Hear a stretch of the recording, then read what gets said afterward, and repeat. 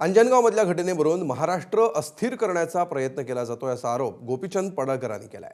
या घटनेतून मराठवाड्यामध्ये जशी अस्थिरता दिसते तशी अस्थिरता पश्चिम महाराष्ट्रात आणायची आहे का असा सवाल गोपीचंद पडळकरांनी उपस्थित केलाय।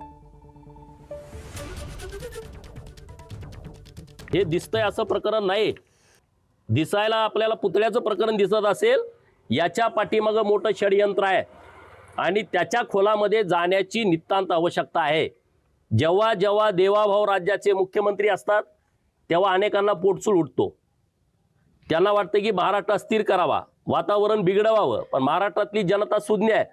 महाराष्ट्रातली बहुतांश लोक म्हणजे 70-80% लोक ही देवाभाऊंच्या सोबत आहेत।